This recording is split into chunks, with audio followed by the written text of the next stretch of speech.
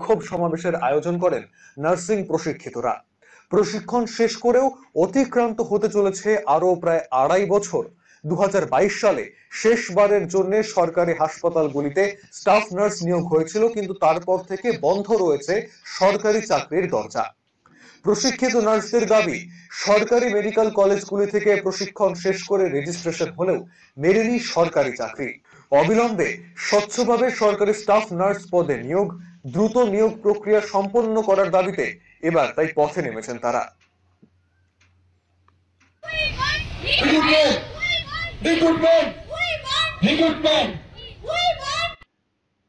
নার্সরা সমাবেশে উপস্থিত ছিলেন সরকারি হাসপাতালগুলিতে কর্মরত সিনিয়র নার্সরা।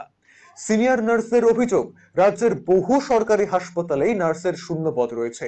সেই শূন্য পদে নিয়োগ না হওয়ায় কাজের ক্ষেত্রে সমস্যায় পড়ছেন সিনিয়ররা।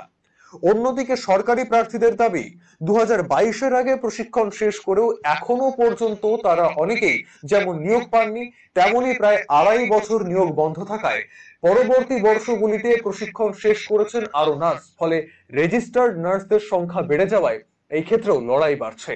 অবিলম্বে সরকারি স্টাফ নার্স নিয়োগের দাবিতে পথে নেমেছেন তারা। অবিলম্বে নিয়োগ প্রক্রিয়া শুরু না হলে আগামীতে বৃহত্তর আন্দোলনের পথে নামার হুঁশিয়ারি দিয়েছেন রেজিস্ট্রার্ড নার্সরা। আমরা গত 3 বার আমরা রিক্রুটমেন্টের জন্য ডেপুটেশন স্বাস্থ্য ভবনে জমা দিয়েছি, কিন্তু আমাদের ফলস্বরূপ রিক্রুটমেন্ট কোনো কিছুই ছাড়া হয়নি। আমাদের শুধু ব্যাচ না, আমরা 2022-এর পর থেকে আর কোনো রিক্রুটমেন্ট হয়নি। আমরা 23-এর পর থেকে বসে আছে, আমাদের জুনিয়র ব্যাচরা বসে আছে।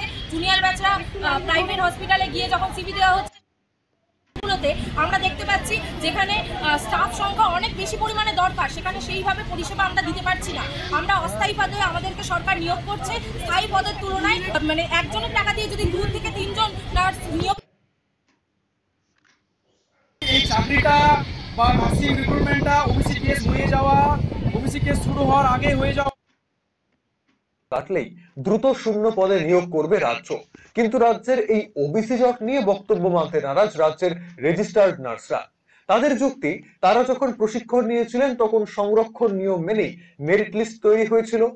এখনো প্রশিক্ষণের ক্ষেত্রে যে লিস্ট হচ্ছে তাও সরকারি সংরক্ষণ নিয়ম মেনেই। তাহলে স্টাফ নার্স নিয়োগে কেন ওবিসি মামলা জটকে সামনে আনছে রাজ্য? মঙ্গলবার সংগঠনের সম্পাদিকা ভাস্বতী মুখার্জির নেতৃত্বে একটি প্রতিনিধি দল স্বাস্থ্য ভবনে স্বাস্থ্য অধিকর্তার কাছে দাবিপত্র তুলে দেন। যদিও সেই দাবিপত্র তুলে দেওয়ার জন্য তাদের প্রায় 1 ঘন্টা অপেক্ষা করানো হয় বলে অভিযোগ করেন ভাস্বতী মুখার্জি।